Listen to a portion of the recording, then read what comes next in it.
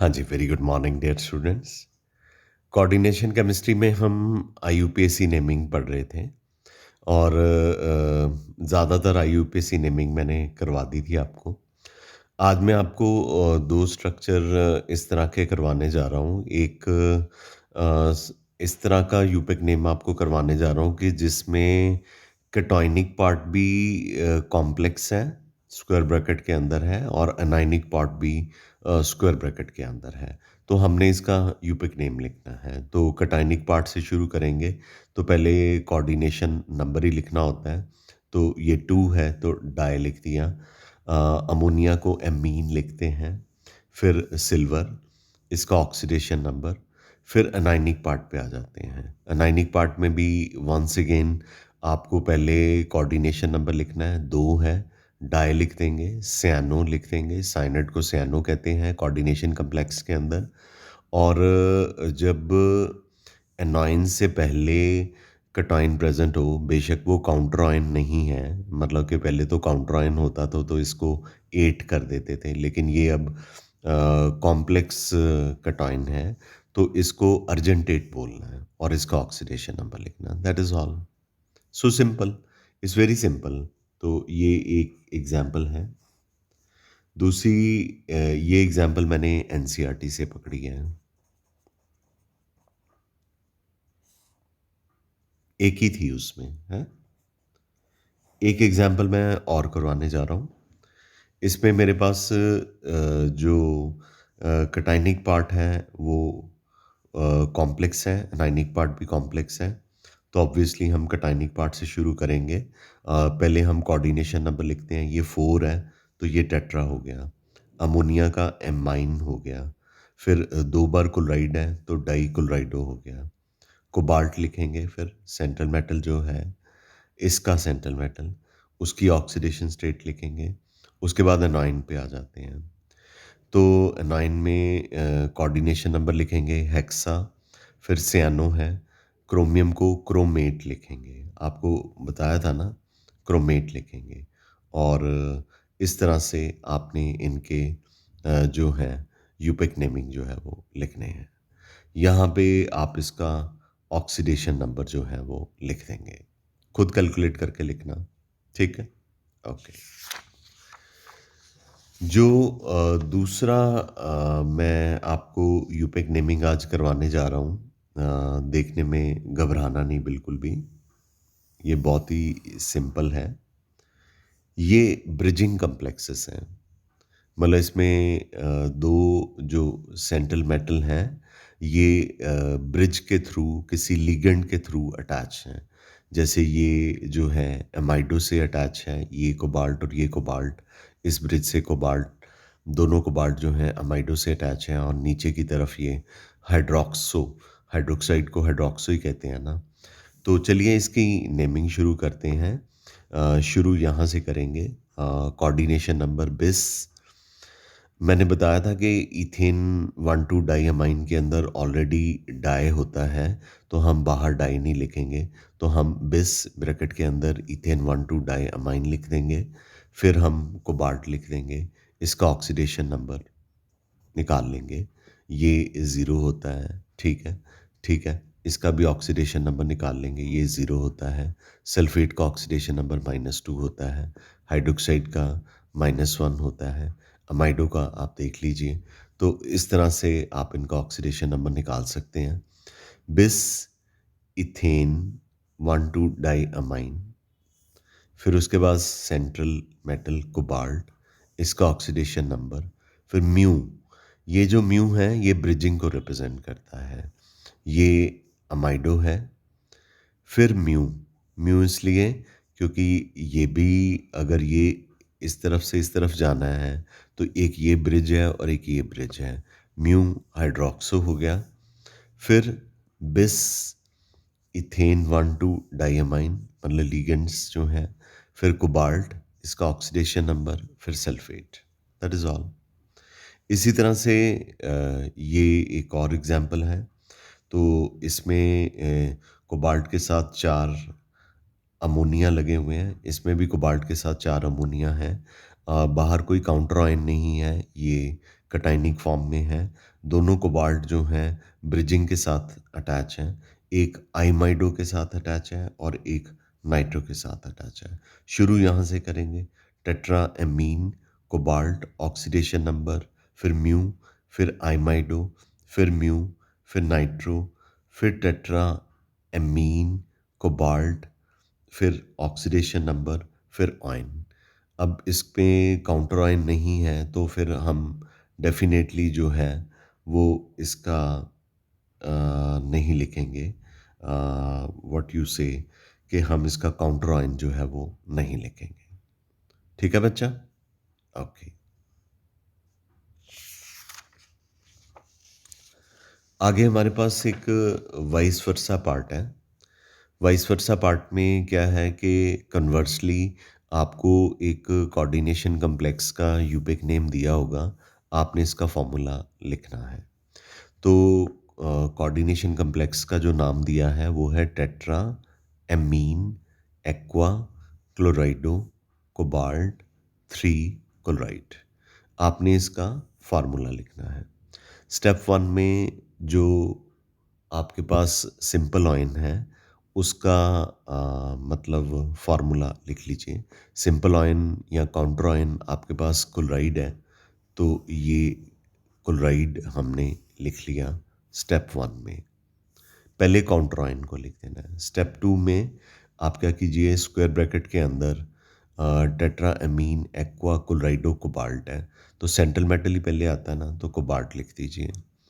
फिर अमाइन भी ए से है, एक्वा भी ए से है, पर अमाइन के साथ टेट्रा लगा हुआ है तो हम अल्फ़ाबेटिकल ऑर्डर में अमोनिया के बाहर 4 लिख देंगे, एक्वा को वाटर लिख देंगे, मैंने ब्रैकेट में डाल दिया है।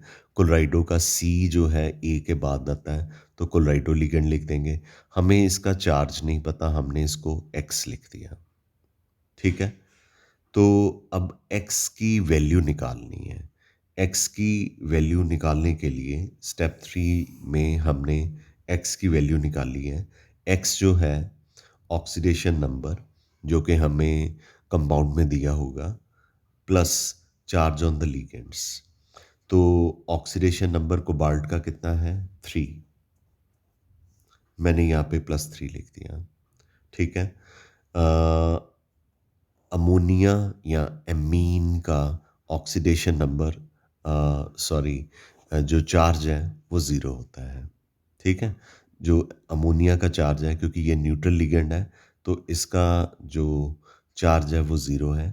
ज़ीरो को 4 से मल्टीप्लाई कर दिया अमोनिया के लिए, प्लस वाटर के ऊपर चार्ज ज़ीरो होता है, ज़ीरो को 1 से मल्टीप्लाई कर दिया, ये वाटर आ गया।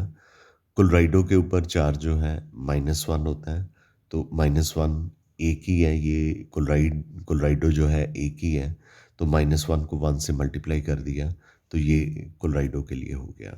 तो x जो है +3 +0 +0 -1, मतलब +3 -1 इज इक्वल टू क्या आ गया, +2 आ गया। यानी कि x की वैल्यू आपने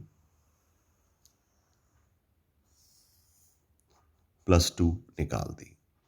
अब बहुत सिंपल है, +2 की वैल्यू यहाँ पे पुट कर देना और ये क्लोराइड है, इनकी वैलेंसीज को या इनके चार्जेस को क्रॉस मल्टीप्लाई कर दो जैसे कि मैं यहाँ पे दिखाऊंगा। ये जो कोऑर्डिनेशन कॉम्प्लेक्स था यहाँ पे x की वैल्यू +2 निकली थी और काउंटर आयन जो था वो क्लोराइड था। तो 2 को और 1 को क्रॉस मल्टीप्लाई कर दीजिए। ये 1 तो 1 ही है तो यहाँ पे कुछ नहीं आएगा। ये 2 जो है क्लोराइड से मल्टीप्लाई हो जाएगा और ये आपका आंसर आ जाएगा। आई एम वेरी श्योर कि ये आपको कन्वर्सली जब आपको यूपिक नेम दिया होगा तो आप कोऑर्डिनेशन कॉम्प्लेक्स का फार्मूला जो है वो बना सकते हैं। मैं एक और एग्जांपल दे रहा हूँ, मतलब ये जो एग्जांपल दी थी इसमें counter ion right hand side पे था, यानी कि पॉजिटिवली चार्ज कोऑर्डिनेशन कॉम्प्लेक्स की एग्जांपल दी थी। अब मैं डेलिबरेटली एक ऐसी एग्जांपल सेलेक्ट कर रहा हूँ जिसमें काउंटर आयन जो है वो लेफ़्ट साइड पे है, यानी कि जो कोऑर्डिनेशन कॉम्प्लेक्स है वो एनायनिक फॉर्म में होगा। तो यूपिक नेम है सोडियम, पेंटा, सियानो, नाइट्रोसिल, सल्फाइडो, फीरेट 3। 8 से ही पता चल जाता है कि जो कोऑर्डिनेशन कॉम्प्लेक्स है, स्क्वायर ब्रैकेट के अंदर उसके ऊपर नेगेटिव चार्ज आ जाएगा। जब 8 आ गया तो मतलब कि स्क्वायर ब्रैकेट के ऊपर नेगेटिव चार्ज आ जाएगा। सबसे पहले सिंपल आयन हमारे पास सोडियम है, तो ये सिंपल या काउंटर आयन है सोडियम, इसको रख लिया। स्टेप 2 में कोऑर्डिनेशन कॉम्प्लेक्स लिखेंगे। कोऑर्डिनेशन कॉम्प्लेक्स में सबसे पहले सेंट्रल मेटल को लिखते हैं, वो आयरन है, आयरन मैंने लिख दिया। फिर लिगेंड मेरे पास साइनाइड भी है, नाइट्रोसिल भी है, सल्फाइडो भी है। साइनाइड का सी पहले आता है, नाइट्रोसिल का एन बाद में आता है और सल्फाइडो का एस उसके भी बाद आता है अल्फ़ाबेट्स में। तो ये साइनो जो है पेंटासाइनो है, तो हम साइनाइड को लिख के या सियानो को लिख के 5 लिख देंगे। नाइट्रोसिल का फॉर्मूला NO होता है, सल्फाइडो का फॉर्मूला S होता है और हम ब्रैकेट के बाहर X लगा देंगे। अब क्या निकालना है? स्टेप 3 में X का वैल्यू निकालना है। एक्स का वैल्यू किसके इक्वल होता है? ऑक्सीडेशन नंबर हमें कितना गिवन है? 3 गिवन है। ये हमने +3 लिख दिया। चार्ज ऑन लिगेंड्स लिखना है। साइनाइड के ऊपर कितना चार्ज होता है? -1। 5 से मल्टीप्लाई किया, -1 को 5 से मल्टीप्लाई किया। नाइट्रोसिल के ऊपर 0 चार्ज होता है, ये मैंने 0 लिख दिया और ये यहाँ पे मैंने नाइट्रोसिल भी लिख दिया। सल्फाइड के ऊपर चार्ज जो है -2 होता है, ये एक ही है, -2 को 1 से मल्टीप्लाई कर दिया, ये मैंने लिख दिया। यहाँ से मुझे x का वैल्यू नज़र आ रहा है, ये +3 है, ये -5 है, ये -2 है। तो -2 और -5 कितने होते हैं? -7। -7 में से +3 को ऐड करोगे तो कितना आ जाएगा? -4। यानी x की वैल्यू कितनी आने जा रही है? -4 आने जा रही है। ठीक है? ये हम अगले लीफ में दिखा रहे हैं। तो x की वैल्यू मेरे पास कितनी आ गई? -4। अब आप सिंपल आयन और कोऑर्डिनेशन कॉम्प्लेक्स दोनों को लिख लीजिए।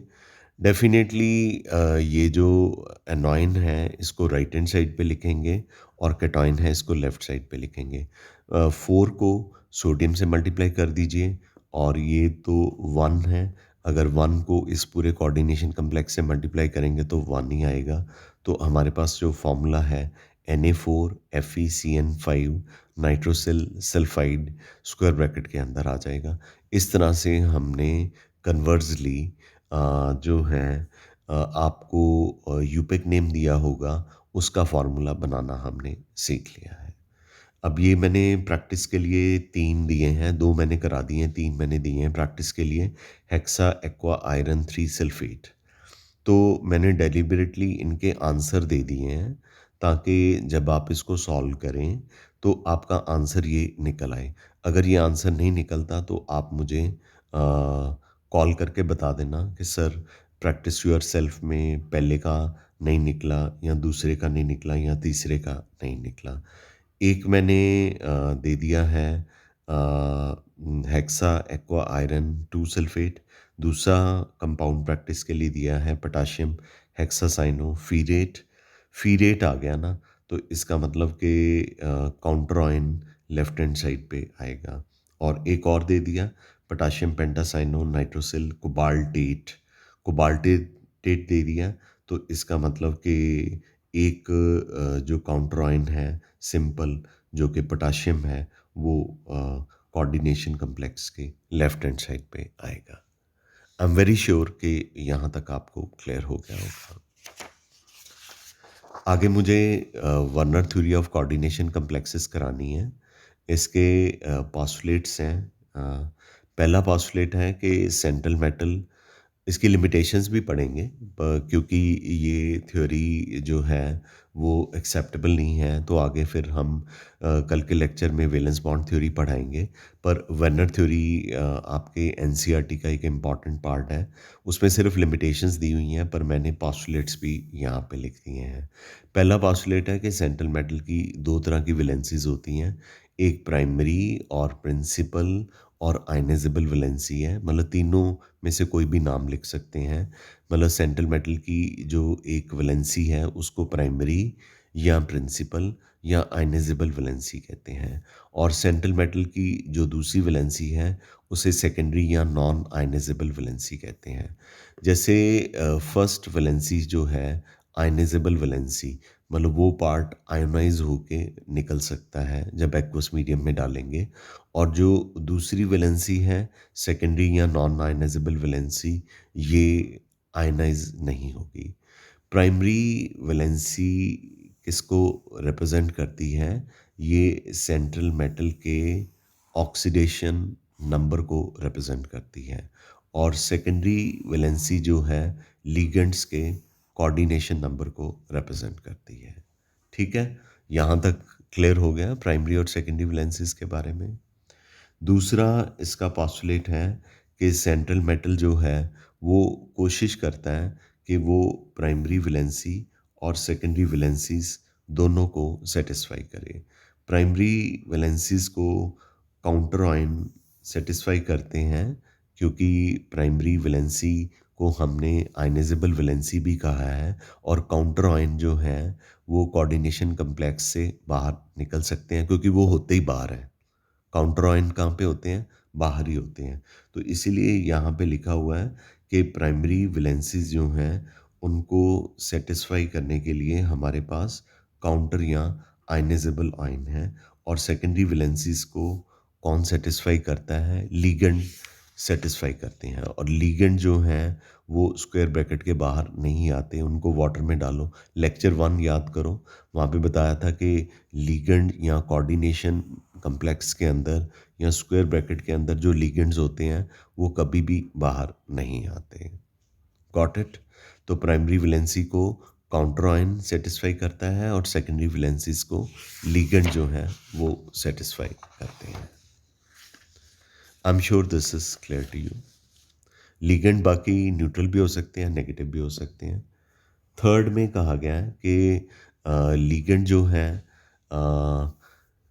जो कि सेकेंडरी वैलेंसी को सेटिस्फाई करते हैं, तो वो सेंट्रल मेटल के आसपास, ये कोबाल्ट जो है सेंट्रल मेटल है, वो उसके आसपास जो लिगेंड्स हैं, एल स्टैंड फॉर लिगेंड्स,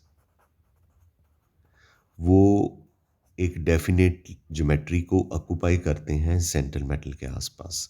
तो ये जैसे कोबाल्ट है, तो इसके साथ 6 लिगेंड्स लगे हुए हैं, तो 6 लिगेंड ज्योमेट्री एक डेफिनेट बना रहे हैं, और जो काउंटर आयन है उनको डॉटेड लाइन के साथ लिखा जाता है, और जो प्राइमरी वैलेंसीज हैं उनको सॉलिड लाइन के साथ लिखा जाता है।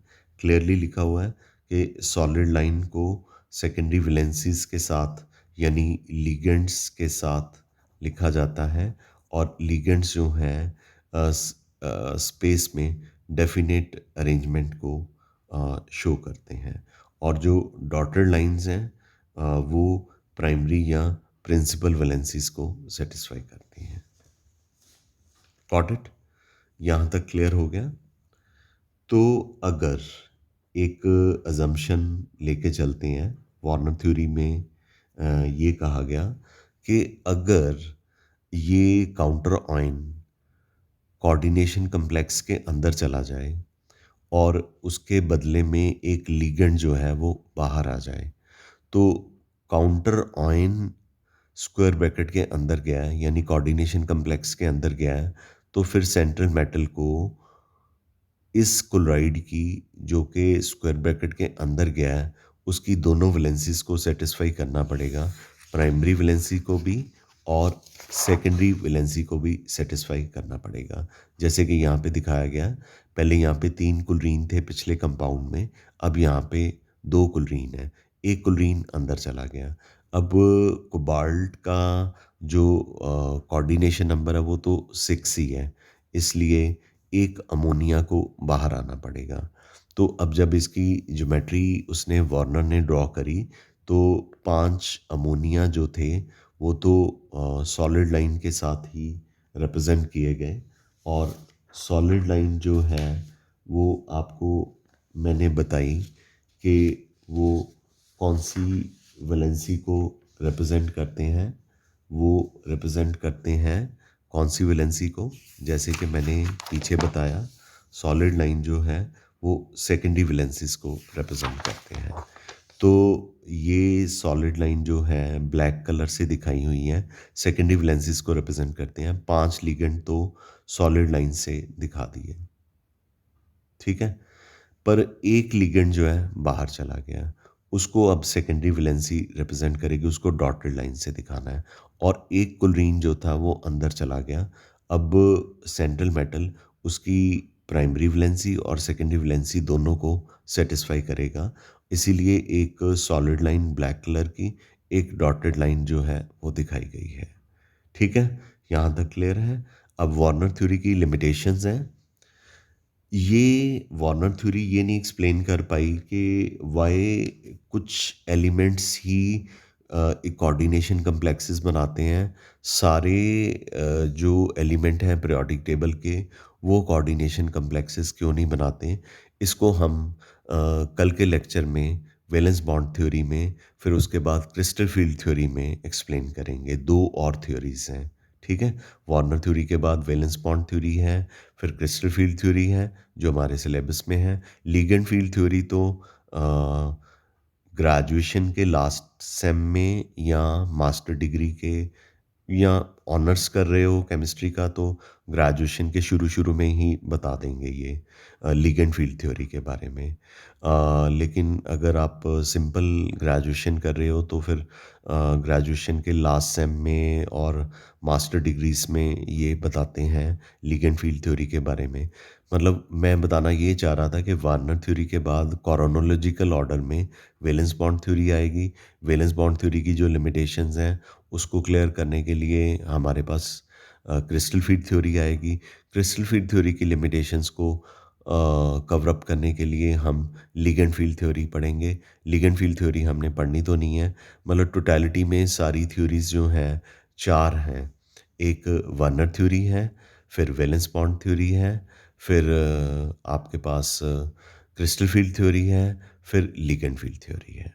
तो वैलेंस बॉन्ड थ्योरी की लिमिटेशन पहली ये है कि सिर्फ कुछ एलिमेंट ही कोऑर्डिनेशन कम्प्लेक्सेस क्यों बनाते हैं, सारे क्यों नहीं बनाते हैं। दूसरी इसकी लिमिटेशन है कि ये जो लिगेंड है ये स्पेस में डेफिनेट ज्योमेट्री को ऑक्यूपाई करते हैं, जबकि काउंटर आयन जो हैं आयनाइजेबल पार्ट हैं ये डेफिनेट ज्योमेट्री को ऑक्यूपाई नहीं करते स्पेस में सेंट्रल मेटल के आसपास। और तीसरी और आखिरी लिमिटेशन है कि वार्नर थ्योरी जो है ऑप्टिकल और मैग्नेटिक प्रॉपर्टीज़, ऑप्टिकल मतलब कि जो कोऑर्डिनेशन कम्प्लेक्स है ये डेक्स्ट्रो रोटेटरी नेचर है कि लीवर रोटेटरी नेचर है, इसको नहीं एक्सप्लेन कर पाए। और मैग्नेटिक प्रॉपर्टीज़ को नहीं एक्सप्लेन कर पाए कि ये जो है डायमैग्नेटिक है या पैरामैग्नेटिक है। Got it. तो ये था हमारा आज का लेक्चर। अगला लेक्चर मैं शुरू नहीं करूँगा क्योंकि वैलेंस बॉन्ड थ्योरी है, तो वैलेंस बॉन्ड थ्योरी को 2-3 दिन लग जाएंगे। मगर नेक्स्ट वीक में हम कोऑर्डिनेशन केमिस्ट्री का जो पार्ट है ये ख़त्म कर लेंगे, मतलब ये चैप्टर ख़त्म कर लेंगे। फिर हमारे पास बस 2 चैप्टर्स जो हैं मेन रह जाएंगे, छोटे छोटे। तो अ, हाँ, पी ब्लॉक थोड़ा बड़ा है, बाकी तो 2 छोटे छोटे चैप्टर्स हैं, ठीक है। So I hope you understand this lecture nicely. मैंने अपनी तरफ से छोटा लेक्चर बनाया है आज पिछली वीडियोस के कंपैरेटिवली। आई एम श्योर कि आप संडे को बैठ के ये सारा अपना काम जो है, जो आपका अगर थोड़ा बहुत पाइल अप हुआ है उसको आप कवर अप कर लोगे। With this we call it a day. I am 100% sure the lecture is very clear to you. Thank you. Love you all. Have a great day.